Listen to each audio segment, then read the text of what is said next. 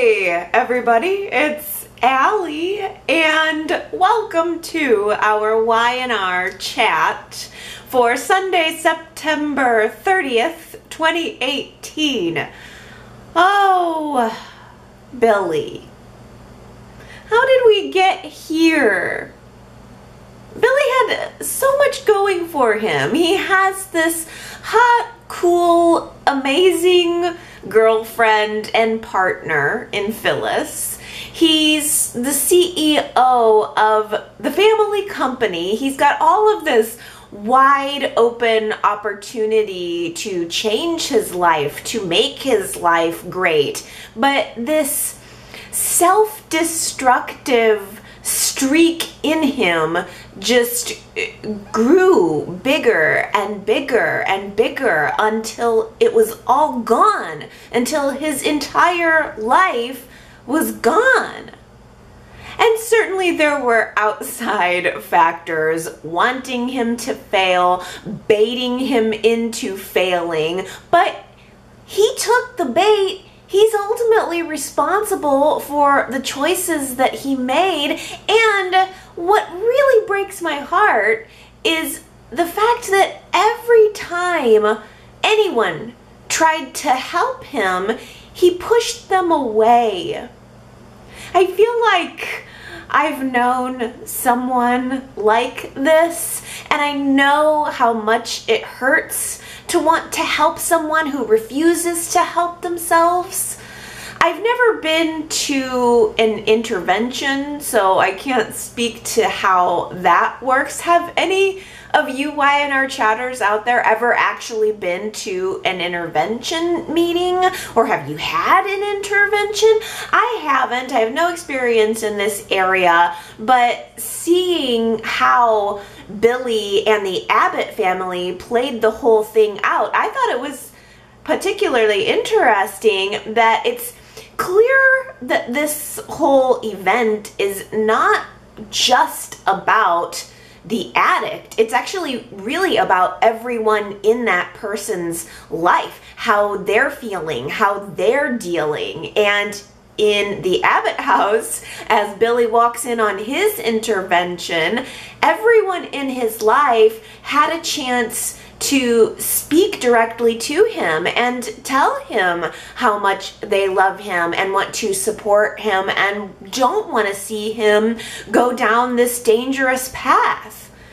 It was really great that everybody had a moment to have their platform, and surprisingly, the person who touched me the most was Ashley, because the entire intervention, she was mostly quiet, just sitting there not saying anything, and I was imagining that inside her head she's just plotting her next move to get Billy out of the company. But then she opened her mouth and she started to talk to him and said, "You're my little brother. I didn't want this for you. I don't want to be at odds with you. I know that we've had our issues, but I really want to help you." And I believed her. And for a moment there, I really thought that Billy believed her and everyone else.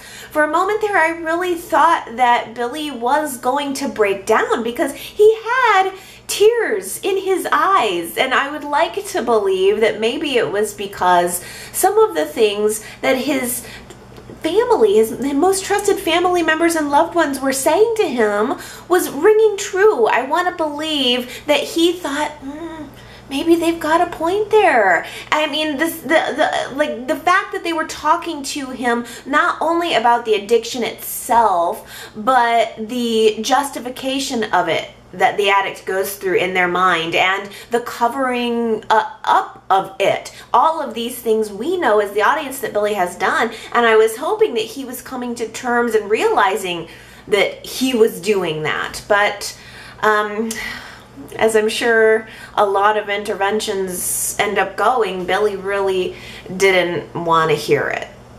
I mean, he heard it. He did sit there. I give him credit for sitting there and hearing everyone out, but it was clear that he wasn't going to actually listen to it. It didn't really change anything. In fact, the intervention mostly served only to further isolate him. Later that night, Billy shows up at the bachelorette party where Phyllis and Jack are separately.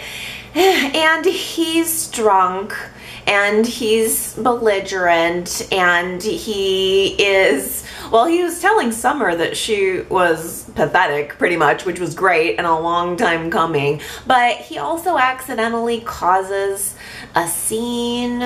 It was cringeworthy. Phyllis tried to talk to him. She's trying to get through to him still. She wants to be the one person that he feels he can lean on. So even though he's been denying her phone calls and denying her when she tries to talk to him, she tries one last time.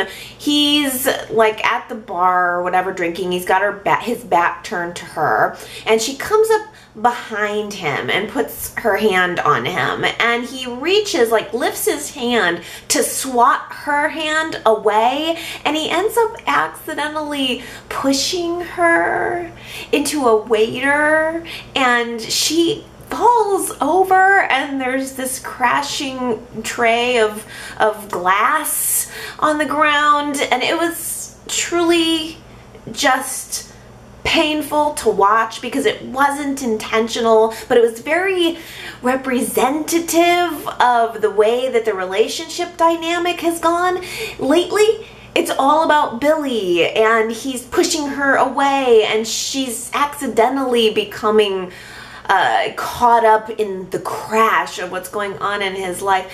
I mean, it was really just so heartbreaking.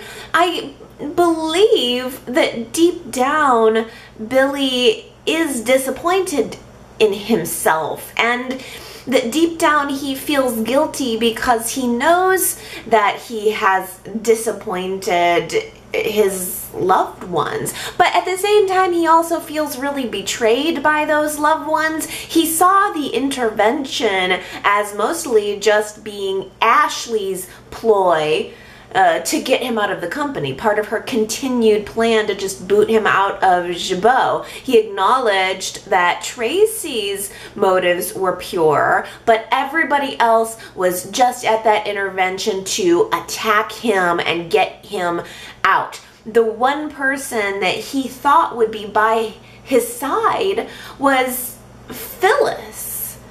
And yet now he feels that she betrayed him by even participating in any of this. Now he sees her as being on the other side of the fence with everyone else in his life. And he's denying all of Phyllis's attempts to fix it.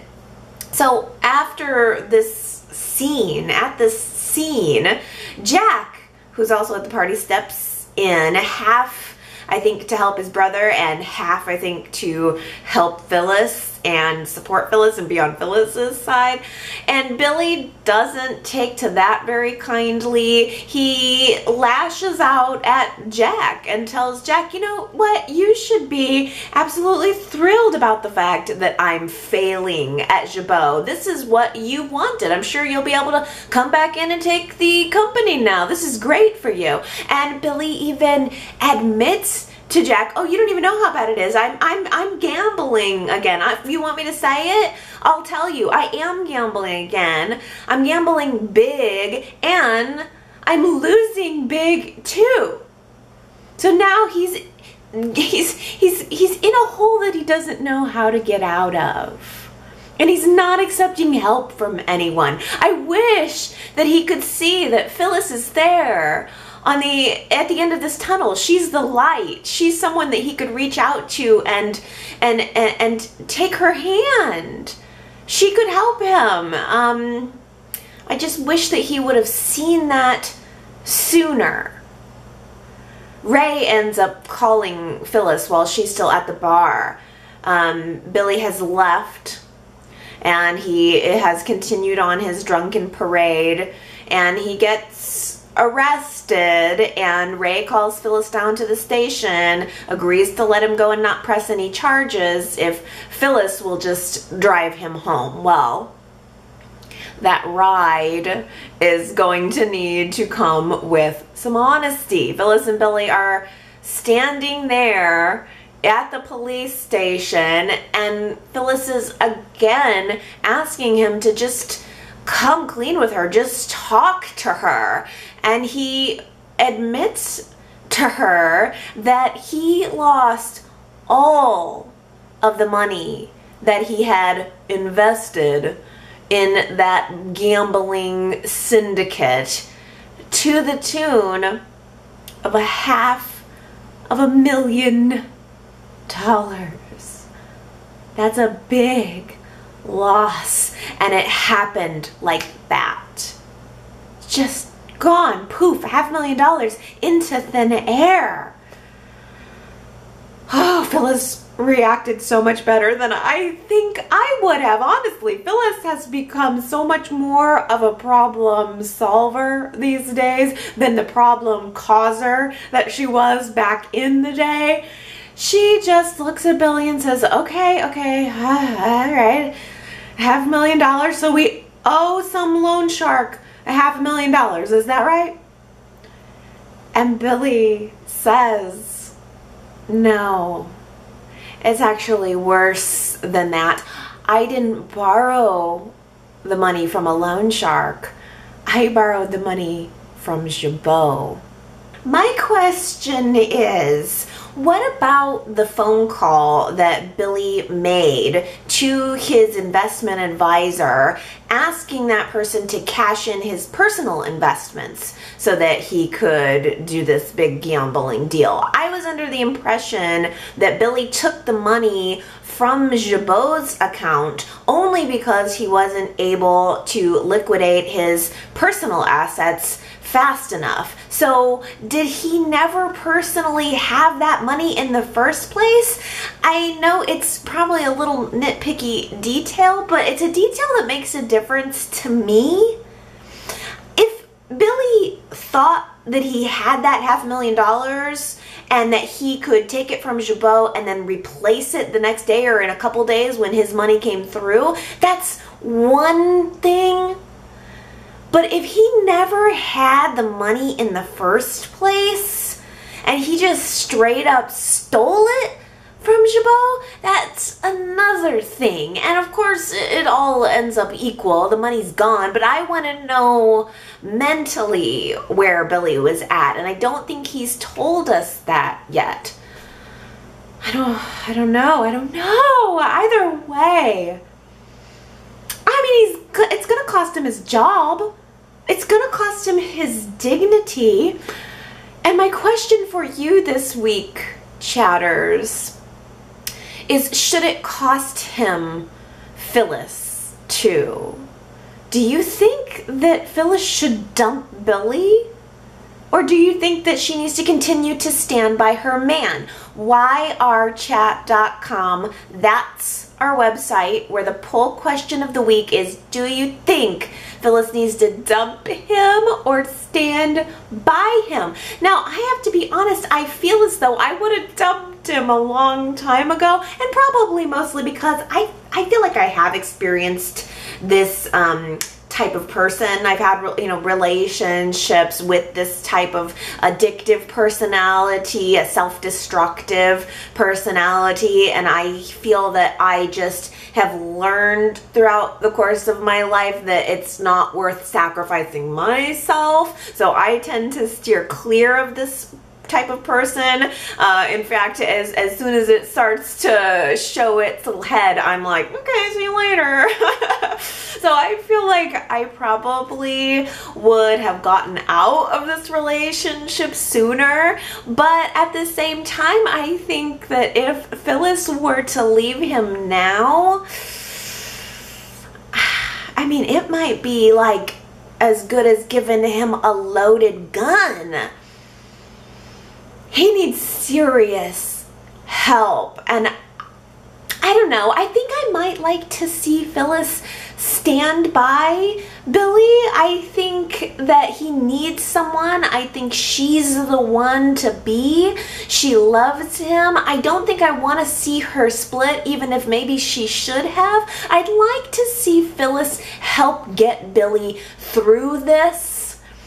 And then when they make it to the other side, or when they can both get their heads above water and everybody can breathe again, maybe then I'd like to see her dump him, and then maybe then I'd like to see her make him beg to get her back after what he's kind of putting her through. And then like a couple months after that, maybe then I'd like to see her beg him to take her back when he finds out that she slept with Nick while they were on a break. Mariah planned a fabulous bachelorette party for Sharon while Nick got stuck with a stuffy bachelor party planned by Jack. I'm sorry, but no man's idea of a great last hurrah is drinks at the athletic club the same way they do every night. I mean, if you think about it, Y&R has done such a great job within the past year or so of cultivating the female friendships on the show, and I realized this week that there really aren't any male friendships on the show right now. Jack as Nick's best man is a little odd to me. Jack is more of a father figure and at this point an employee than a friend. I mean, who else really even is Nick's friend though? His best friend as of right now is Ray. And he's only known Ray for a month, and Ray arrested him like 2 weeks ago. And then he invited Arturo to the party. Again, Arturo is an employee. And then Neil was there, and Neil is again more of an acquaintance than a friend, and Neil was clearly would have preferred to be in bed with Ashley during that whole party scene than at Nick's and being supportive of Nick. Neil had his mind elsewhere, shall we say. And Neil ended up dragging Javon along with him, I think just to fill out the table. And it was a good idea. I mean, I think Neil's heart was in the right place, but Devon was being a little bit of a Devon-y downer. I felt really awful for him. I mean, man, talk about rip my heart out. Devon is sitting there at the table with all the guys, just trying to be a normal guy and trying to be happy for Nick, who's getting ready to enter into his happily ever after, as far as any of them know. And yet that happily ever after is something that Devon's never gonna have a chance for. I mean, well, that's what he thinks right now. I'm sure love will come for Devon, but sitting at that table knowing that his happily ever after was cruelly taken from him was very difficult. Yeah, I mean, that whole downstairs athletic club bachelor party was no fun at all, and you juxtapose that to Sharon and the girls seeming like they were gonna have a complete blast courtesy of Mariah. Thank you, Mariah, for throwing us a fabulous bachelorette party. She even did a pre-party. She had Sharon's cottage decked out so that before the girls were gonna go out on the town, they were gonna have a little pre-party at Sharon's place with some wine and some chocolate and some more cupcakes. So many cupcakes. Oh, I loved it. Everything looked delicious. Everyone looked incredible. I really enjoyed seeing everyone's dress. Summer was looking appropriately jaded in her jade green dress. I mean, was that styling absolutely perfect or what? No, she was like sparkly jade to match her jaded personality. I mean, she is. That's the perfect way to describe Summer's view on love and romance and marriage. And here Summer is a little bit forced into going to her dad's new wife's bachelorette party, knowing that Nick had cheated on Sharon with Phyllis. So Summer, she really has no good examples of relationships actually working out. She has no concept of a healthy relationship. Her parents never really showed her that. And then if you think about it, she went from being obsessed with Billy to now she's shifted it over to being obsessed with Kyle just in a matter of a couple of weeks. I mean, Summer's head is jumbled, and I think a lot of it too does have to do with her own past relationships. Her husband Austin cheated on her with Abby, who also happened to be at the party. I loved the snarkiness between Summer and Abby. It was kind of fun. And by the way, what was up with Abby's personality? Was it me, or was Abby seeming, I don't know, like a little bit more self-involved and princessy? A little bit more than normal? I don't know. She came to the party and she had on her, like, what was it? It was kind of a pink flowy dress with this silver tinsel pattern woven into it. It was a really nice dress and she looked gorgeous. I mean, for crying out loud, she had her own personal stylist with her just so she'd look good in her social media photos. This was really more of a photo op for Abby, which I haven't seen Abby behaving quite like that in a while. So it was a little bit off-putting. She's not usually such a diva. And she was really also very critical of Mariah's party planning and talking more about the parties that she threw herself. And it was clear that she was looking down on Mariah a little bit, rolling her eyes at everything Mariah had planned. Abby didn't really want to be there. We know she didn't really want to be a bridesmaid either, but it would have been nice to see her bucket up at least a little bit, if not for Sharon, then for Mariah, who worked really hard to put this party together. And Mariah looked really beautiful at that party too. I loved her blue lacy number, but I'm sorry, she was upstaged by her girlfriend. I mean, Tessa, wow. I couldn't look at anybody's dress but Tessa's. Could it have been any shorter? You gotta go back and look at the screen caps of that dress. It was a black dress with like these stunning silver zippers just shooting across it and shooting right up it, in fact. I mean, like to a ridiculous degree. Tessa, that zipper was zipped up so high in the front. I was a little bit like blushing, like as she was moving around the set. I'm like, be careful, like don't sit down in the wrong way. I don't want to see anything. I was concerned for her, like she might accidentally get her hoo-ha caught up in all of those zippers if she wriggled the wrong way.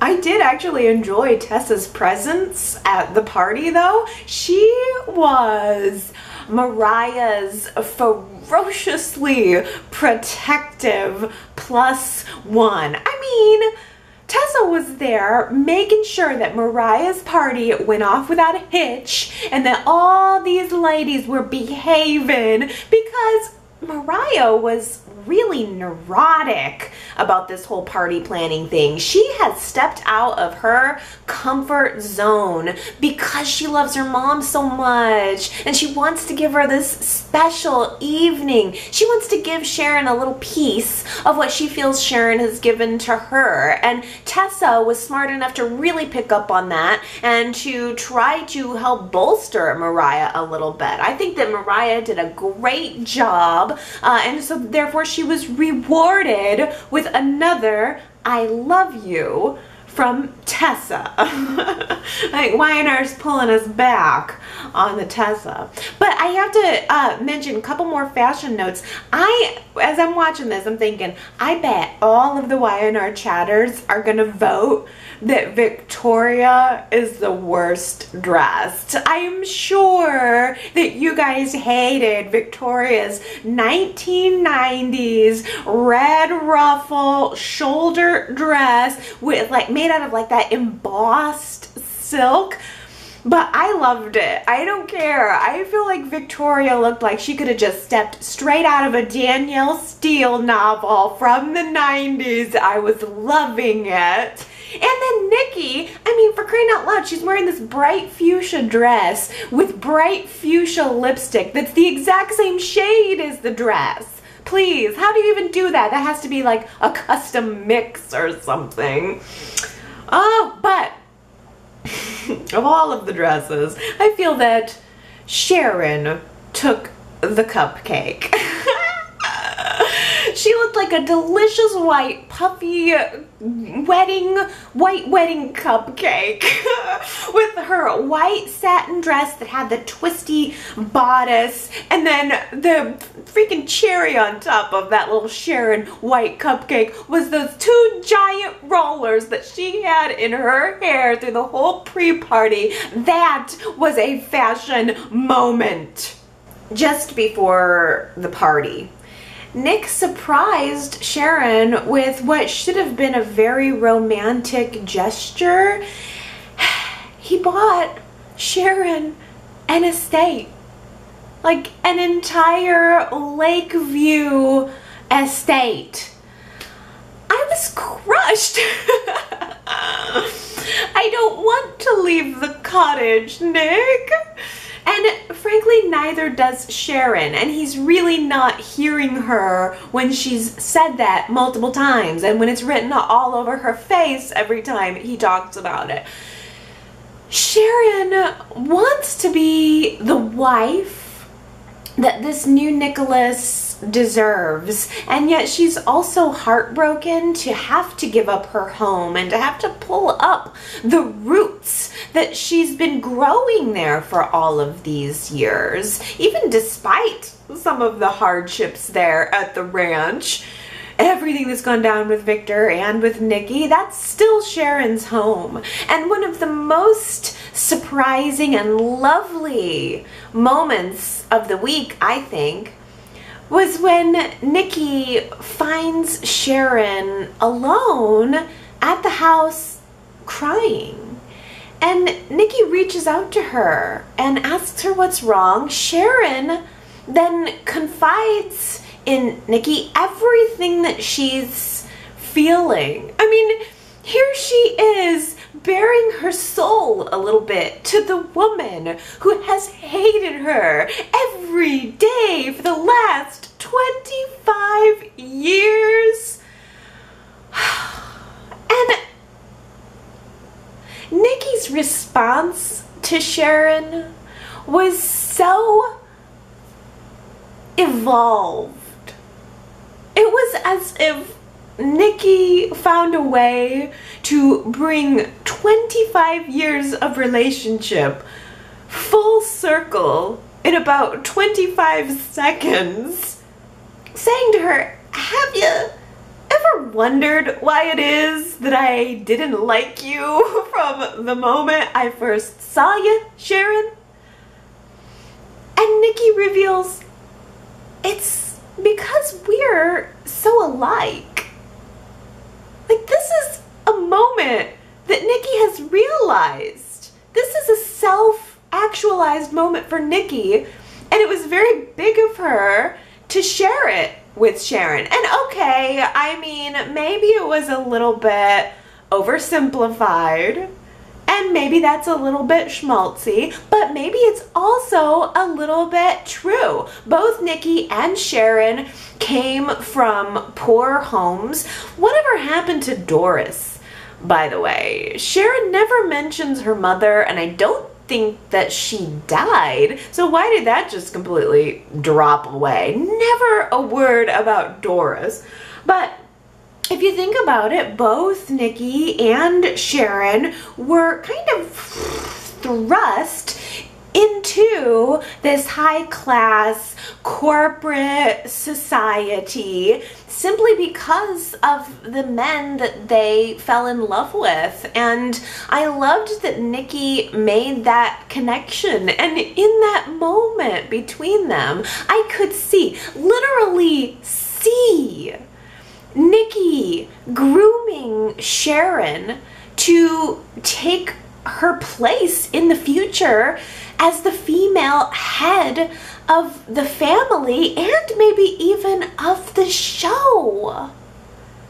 And then Nikki also likewise commented on Nick and how that gesture of Nick buying this huge estate and surprising Sharon with it was something that Victor would have done. Nick probably learned that from his father, and we've been seeing that in the past month. It's a reoccurring theme, Nick becoming more and more like Victor, as if Nick is being groomed to become the head, the male head of the family, and maybe eventually the show.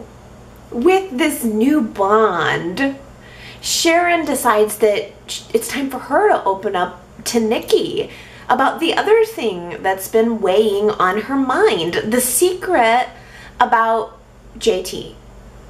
Sharon tells Nikki that she does not want to enter into another relationship, a relationship with Nikki's son, with this lie hanging over her head as if it's the sword of Damocles getting ready to drop. That's a horrible way to live your life. It's a horrible way to start a marriage. And Sharon tells Nikki that she just wants to be honest with Nick about everything, get it on the table, and then if he can deal with it, then we'll get married and everything will be fine. But I have to tell him. And Nikki doesn't like that idea. Nikki doesn't like that idea at all. All of the tenderness that was developed between them in the previous scenes melted away in that instant. And Nikki spent the entire rest of the night haranguing Sharon, like completely spoiling her bachelorette party. Just hammering home to her that she cannot tell Nick the truth about JT. She cannot drag Nick into this mess. She cannot drag the rest of the girls into this mess and make it any worse than it already is. I mean, I think Nikki must have nagged her at the house, nagged her in the party bus, and then nagged her all the way to the rooftop bar where the party moved. And that was a beautiful set. I loved the colorful drinks and the lights, and we had a DJ and a dance party, and it should have been way fun, and it was to me. It was a heck of a lot more fun than old stuffy Nick and Jack getting ready to have cognac and cigars downstairs. Eventually, Nick's bachelorette party migrated upstairs to the rooftop bar, so we created this combo bachelorette party, kind of like Nick and Sharon's last one when they all got arrested. I loved that part. I thought it was beautiful, and it had elements of fun, and it had elements of suspense. Here Sharon is getting pressured by Nikki and by Victoria and Phyllis, who ended up showing up. And so Sharon is feeling all panicky, like she cannot take her mind off of just telling Nick the truth, just finding an opportunity to tell Nick about JT. Now, meanwhile, Nick has been over here having several glasses of Devon's very expensive French cognac. He's maybe feeling a little tipsy, and he starts talking to Phyllis about wanting to tell Sharon the truth about his one-night stand with Phyllis. Oh, both Nick and Sharon separately yearning to talk to one another, to just have a private moment, to unburden themselves about something. And it was this great, great moment at the end of Wednesday's episode as the music, all of these like dance DJ beats started to drag down into these long and distorted beats as Nick and Sharon walk toward each other in slow motion, both with a purpose, both with a confession. I guess I should have known that it was all going to turn out to be a false alarm.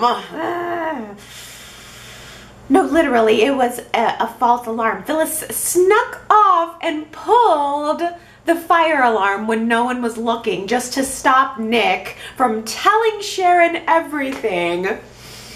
I am 100% certain that if Nikki and or Victoria would have thought of that, that they would have done the exact same thing.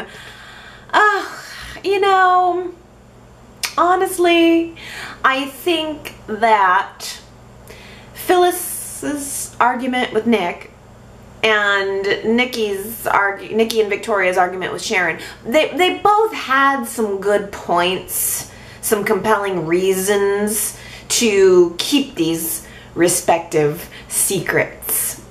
I think the most compelling argument is the fact that telling these secrets affects other people's lives. I mean, if Nick confesses to Sharon about everything that happened with Phyllis, it's gonna backfire on Phyllis and her very fragile right now relationship with Billy and Billy's very fragile mental state. I mean, Phyllis did keep true to the pact that she made with Nick, that they made together to keep quiet about kitchen sex night. I don't think it's totally unreasonable to ask Nick to keep that pact too. And then likewise, Nikki and Victoria's livelihoods are on the line, as well as Phyllis, of course, with this whole JT mess. The more people know about what happened with JT, the stronger the possibility that the police are going to find out, and they're all going to wind up in prison for a very, very long time. Ultimately, Nick ends up thanking Phyllis for pulling the fire alarm, thanking Phyllis for stopping him from telling Sharon. And Sharon, on the other hand, just sneaks out of the party. It's too much noise. It's like the noise in her head is compounded by the noise of the fire alarm and the noise of the DJ. It's too much. She just has to clear her mind. So she goes to the coffee house, planning to be alone at night in the place where Tessa just got jumped. I was nervous for her instantly, but it was Ray who ended up showing up at the coffee house after hours, hoping to convince Sharon to brew him up a late night pot of coffee. And she does. She makes him a sandwich, and they sit there and they ruminate about their relationships, and Sharon talks about hers with Nick. Ray clearly doesn't want to talk about his with his wife. That whole Ray and Ray's wife thing is very uncomfortable whenever it's mentioned, and I'm really curious to find out what went on there. I get the impression that Ray was hurt somehow, but that he's wanting to remain loyal. I don't know, that's all just my speculation. But Sharon's a little more forthright about her relationship with Nick, and she tells Ray that she's upset, you know, because not because of JT, no, but because she has this desire to stay in her home, where all of her years and years of memories are. She doesn't want to move. This is something that she knows Nick has given to her as a gift, but it's really weighing on her that she doesn't want to leave. And Ray mentions that he would love not to live in the apartment that he's living in. He'd love to move, as a matter of fact. Apparently there is a smell in the apartment that Ray is staying in that cannot be spoken of. It's so awful.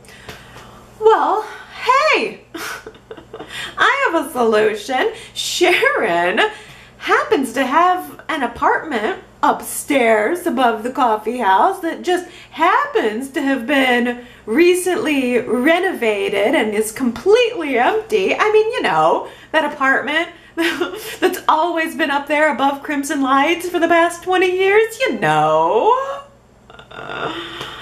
Oh, Sharon, what could you possibly be thinking? Why don't I allow a cop who's investigating the homicide that I committed with my mother-in-law? Why don't I let him move on in to the apartment that's above my place of business? Dude, Sharon, like, Ray is gonna have that place bugged so bad, you're gonna need an exterminator when this is all over with. Seriously, he is going to have his ear to the floorboards, listening to all of the many conversations that these women seem to love to have about how they killed JT, how they feel about having killed JT, why they killed JT, and where JT is buried. Sharon, you better hope that Ray falls in love with you fast, because otherwise you're busted. You just busted yourself practically. Speaking of people who like to talk about closely guarded secrets in public, at the bachelorette party, Summer and Kyle are talking about the Nick and Phyllis affair when Mariah overhears them. I can't remember who it was, but there was a Y&R chatter who had predicted this a long time ago, that Summer and Kyle would end up telling Mariah, and it totally came true. At first, Mariah overheard it and then didn't believe it. She immediately thought that this was one of Summer's little lies, and she wanted to tell her to just shut her mouth. But then, with Kyle there, he was able to regretfully to confirm the information, and Mariah realizes that it's true. This actually is the truth. What? Nick and Phyllis slept together? I mean, there's no excuse.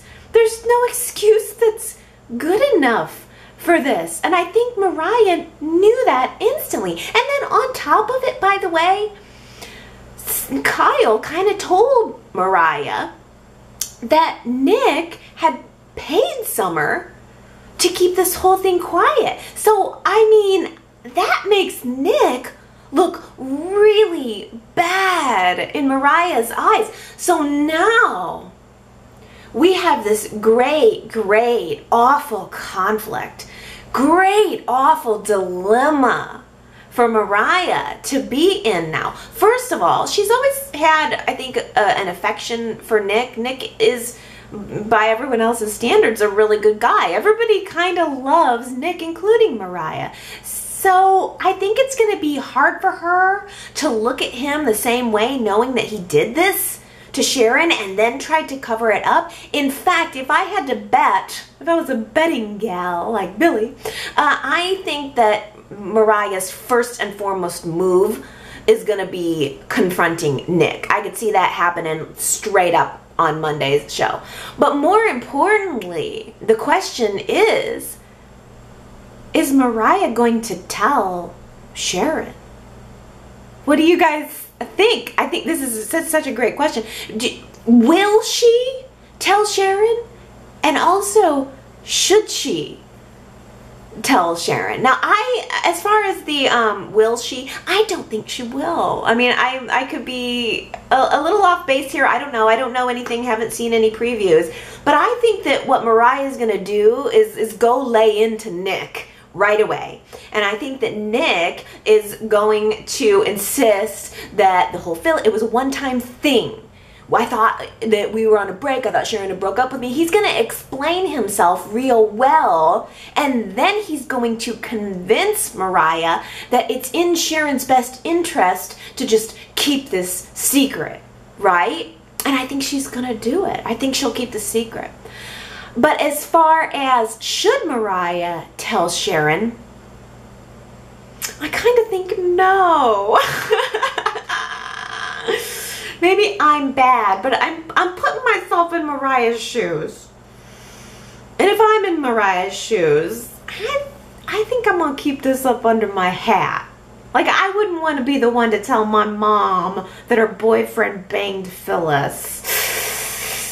I think I'd just let that little thread unravel on its own. And I don't know why, but I just think that that's what Mariah is gonna do. We'll find out. Last week, I asked you guys in a poll question, do you think that Nick and Sharon will be saying I do? And the majority of you, 71%, said nope. Nick and Sharon doomed. It ain't gonna happen this time around. With a hopeful 29% of you pulling, rooting, thinking that Sharon and Nick are gonna pull this through. Oh my goodness. I mean, at the very end of our last episode, Friday, I guess, they came together. Nick and Sharon did come together. They had a quiet moment where they could have both confessed, and they both separately and for their own reasons decided not to. They sort of vowed to say their vows. So will Nick and Sharon be saying I do? It's still an open question at this point, but I believe there was talk on the last episode about the wedding being tomorrow. So I'm gonna imagine we're gonna end up putting this poll question and this question to rest next week. I've gotta admire Maddie for having the nerve to padlock herself to the prison gates, toss the key in the bushes, and call the media in order to protest Lily's unfair imprisonment.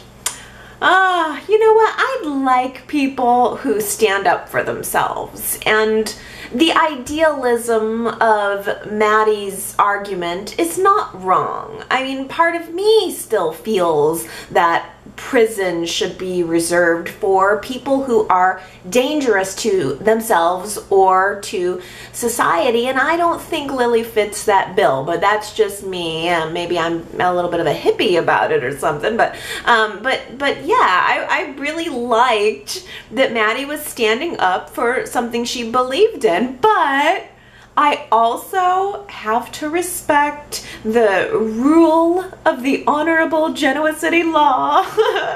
And I must realize that Lily has to serve her sentence. And of course it doesn't do Maddie or anyone else any good to add another arrest and more pain to the situation.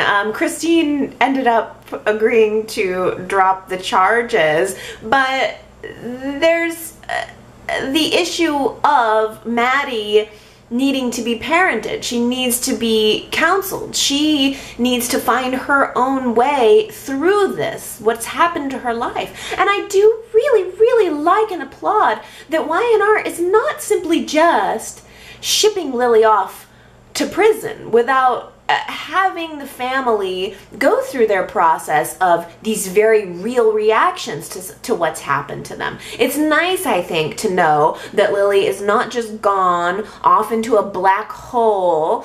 She's still there, and she is talking to Maddie and urging her to work on accepting this in the way that Lily is, and maybe follow her lead instead of continuing to resist it and potentially get yourself into some more trouble. So I really like continuing to see this. I mean, Lily is still, no matter what, Maddie and Charlie's mom, and she's still Kane's partner.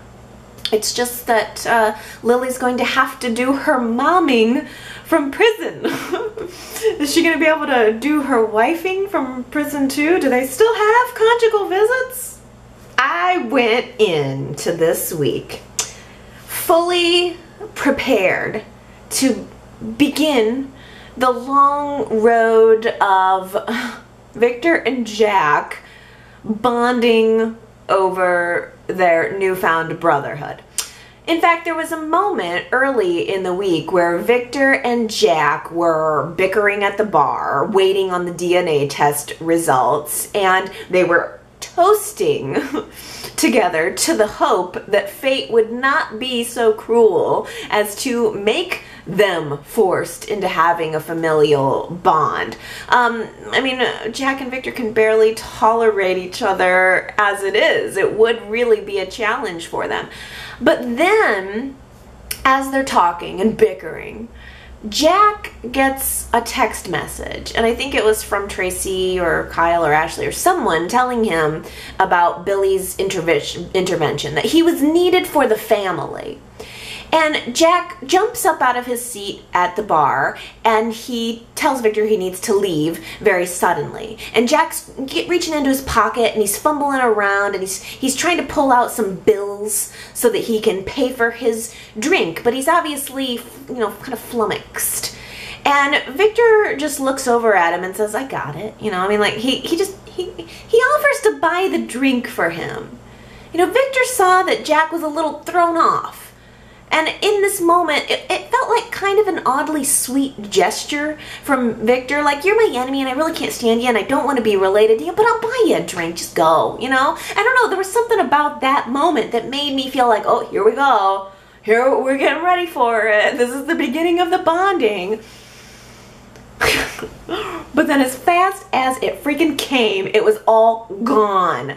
The next day, Nate brings in the DNA test results back for Victor and Jack, and I mean, they revealed very quickly, much to my surprise and relief, that Victor and Jack's DNA is not a match. They are not related. They are not brothers.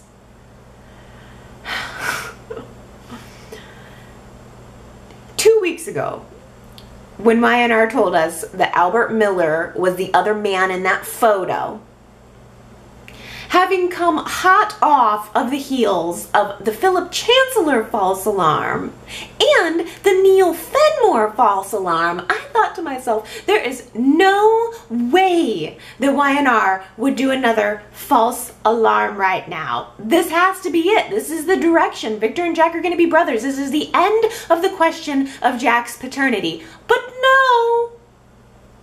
no, here we are again, right back at square one, and I honestly can't decide if I am relieved or annoyed.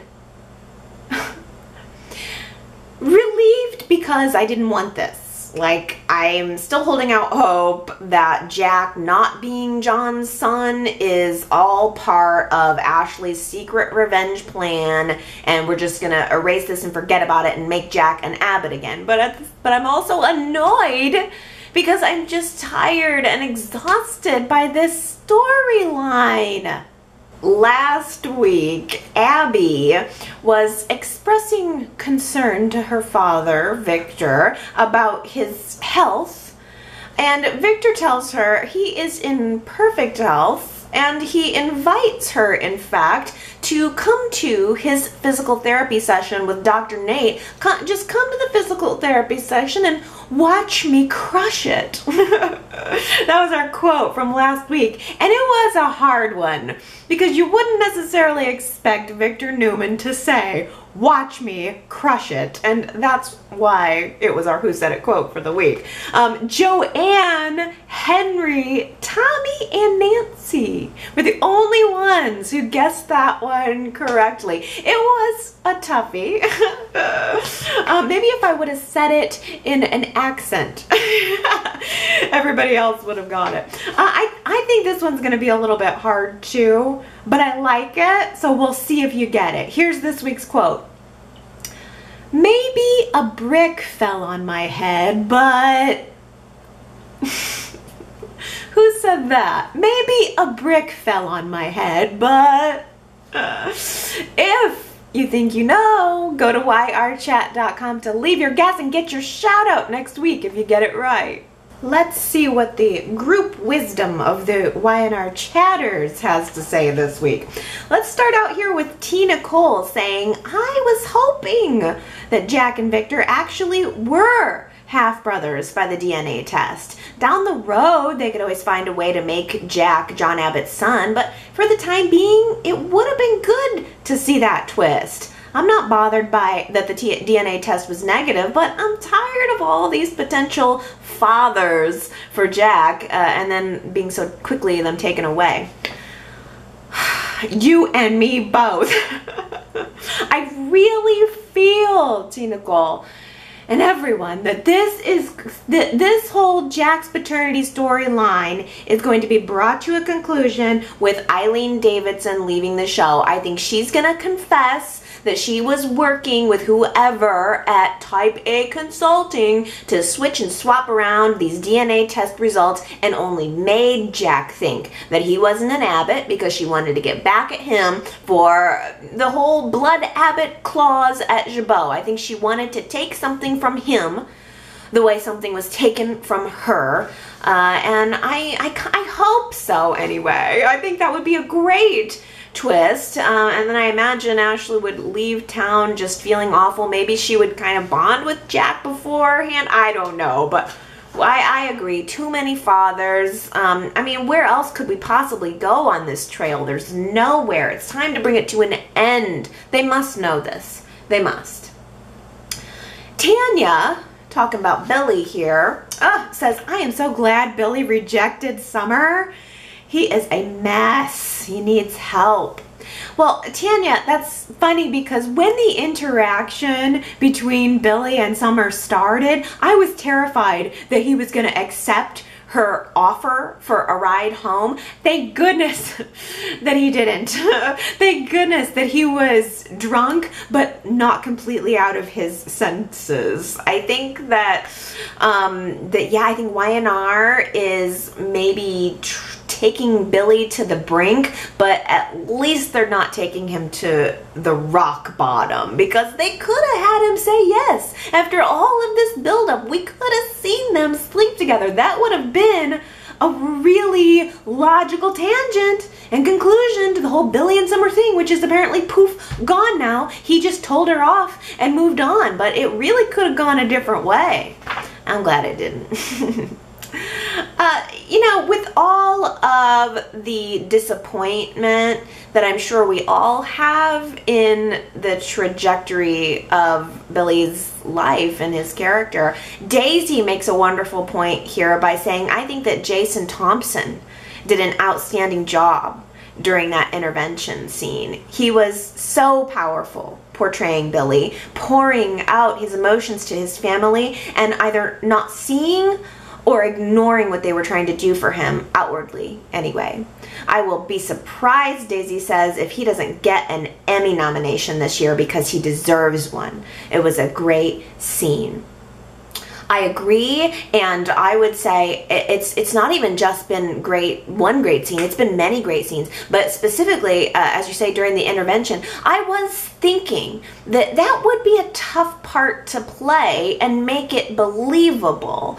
You know, I mean, I really felt that it was a little bit of a tough line to walk, because I could see that Billy was furious and frustrated and angry, but that I think he was hearing some of it too. And that's something that played only in the body language and the small choices that the actor made. I think Jason Thompson is really excellent. I think he might even be my favorite Billy. It's just really given me something to sink my teeth into with this character. I had become exhausted by the screw-up Billy storyline that we got with the previous actors, but somehow this one, I think maybe it's because the actor's a little bit older and I get a sense that he's a little bit more mature, but it really just is excellent. Jason Thompson is incredible. I hope we don't lose him, because he was someone that I wasn't warm to right away, but that I have developed a real warmth for and respect for along the way, and I agree. Emmys, Emmys, Emmys!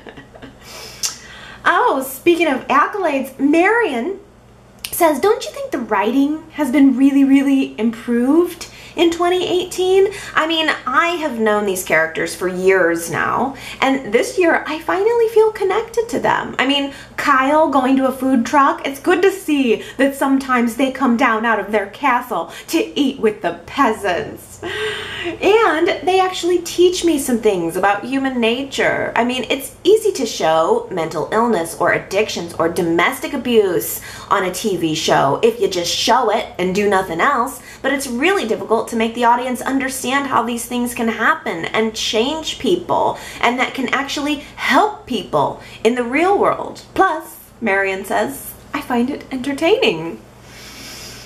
That domestic abuse storyline was probably one of the best that I've ever seen, and you do make a good point that it wasn't just, oh, Victoria's getting roughed up by JT.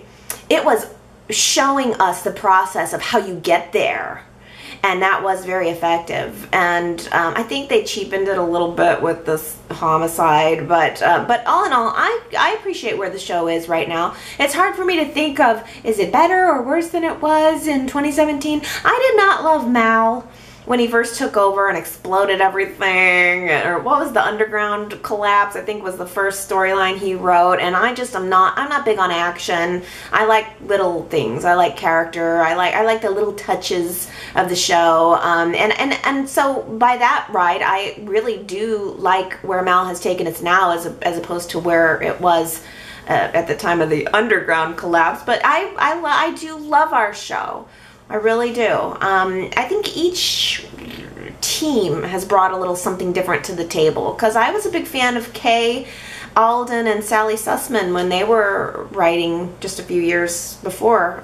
So yeah, I mean, it's there's just so much wonderful material, I think, to work with. What a great opportunity for whoever is in that position. Heather says, my girl Tessa was coming through with the fire this week, telling off Summer a few times, giving dagger eyes to an irritated Abby who was irritating Mariah, telling Mariah of her love again, being over the moon to get a +1 sash, if she only knew how to shut up so that Mariah can say she loves her too. I liked that everybody else in the room seemed to roll their eyes a little bit at the sashes. But Tessa did grab that sash and do a little happy dance. She was happy to have it, happy to be Mariah's +1, happy to be involved. I hope this is the beginning of Y&R bringing Tessa back around, but they still are not really giving us a whole lot of information. They did put these feelers out there to make us question Tessa. That was intentional, and I think they need to make sure to bring it back. I want to see some conclusion to what's going on with Crystal, and I just want to know more about Tessa and the end of this, and I hope it's coming. We got some other sweepy material though to work with, especially when it comes to Nick and Sharon right now. Diana says, I'm not sure what others are thinking about Nick telling Sharon about his one-night stand with Phyllis, but I think I agree with Phyllis. Phyllis brought up a lot of valid points about why Nick should not reveal this information to Sharon. I feel like nothing good will come out of Sharon knowing. Maybe some things are better left unsaid.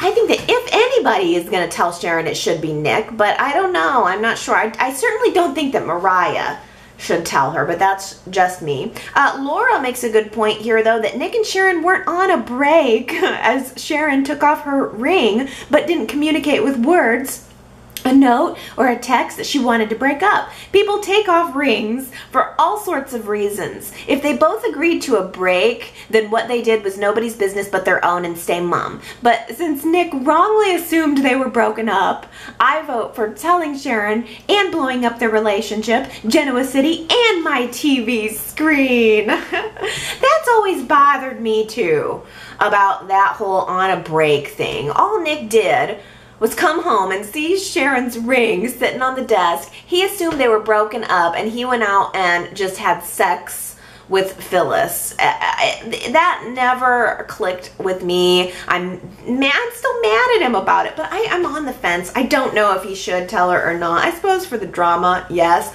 but I just keep putting myself, I feel like if I was Nick, I would confess. If I was Mariah, I would not touch it. I would say that's their business, not going to get involved. But yeah, Nick probably should tell Sharon. I don't know. Here, how about this from Jamie? Jamie says, if Nick and Sharon can expose their secrets to each other and choose to move forward and tackle the rough emotion of, yes, I still want you, and yes, I accept this darkness in you, and yes, I accept that this is a part of our story, and let's go forward. I would love to see that, because we always see the trope, the how dare you, the how could you, and the it falls apart, the revenge. Jamie says, I want to see the flip side. Well, that's a good point. Yeah, all of the secrets coming out and Nick and Sharon just accepting it is a very almost unexpected twist of a potential, right? You do expect that one of these secrets is going to come out and it's going to blow up the relationship forever. And then Sharon's going to go be with Ray and Nick's going to go be with Phyllis. But this is a good point, Jamie, that what if this all does get blown up and they just choose to live with it, choose to support each other, as partners kind of do. You do mess up in reality in relationships and you vow to help and stand by that person. I don't know about the cheating though. I have a zero tolerance policy for cheating. Yeah.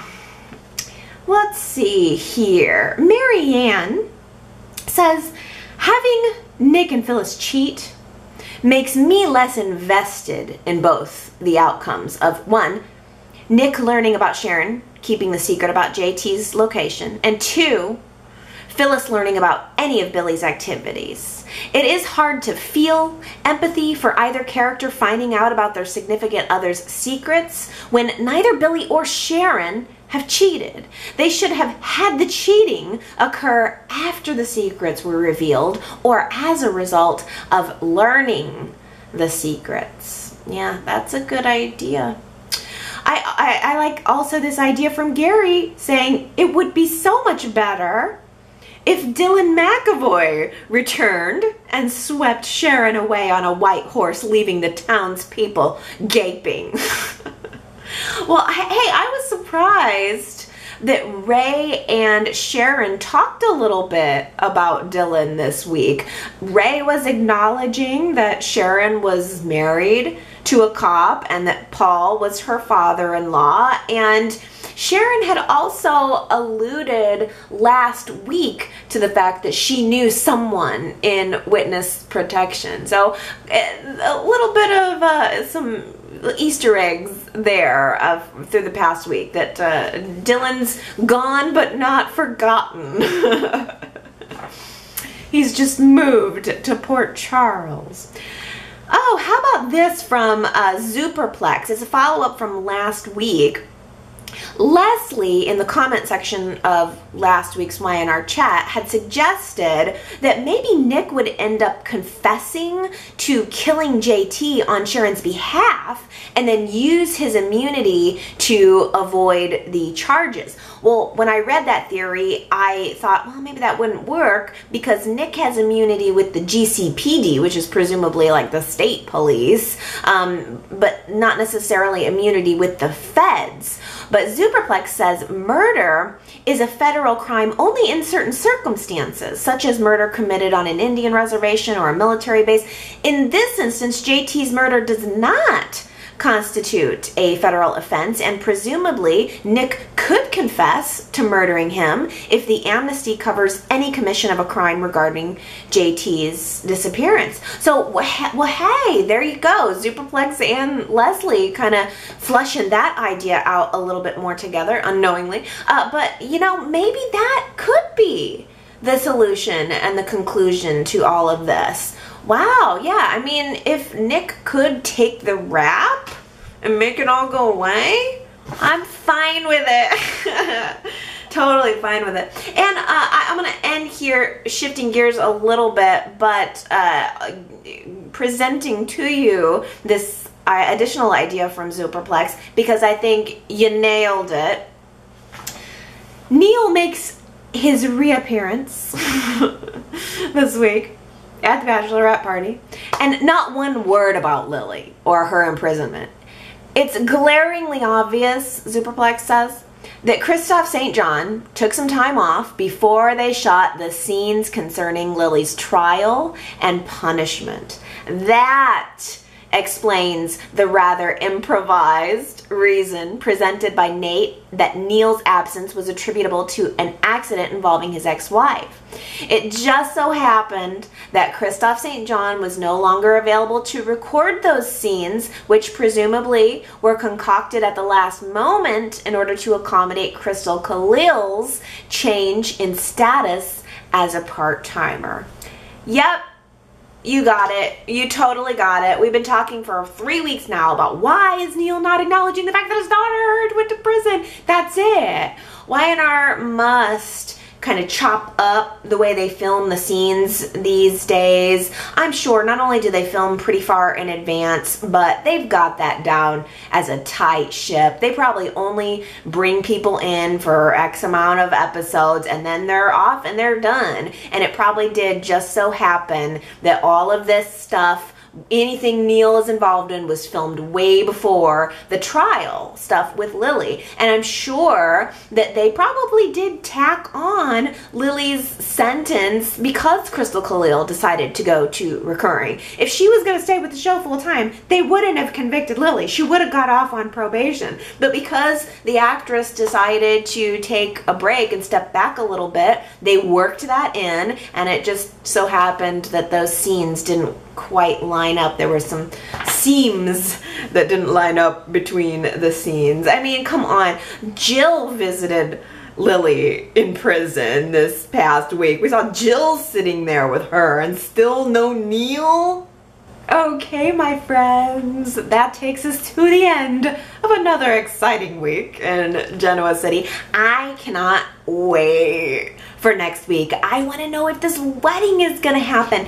I know this is crazy, but I think it will. I really can see Nick and Sharon deciding to say their vows. And that's what I do want to see. I want to see them get married. We'll deal with all the other stuff later, but I want my wedding.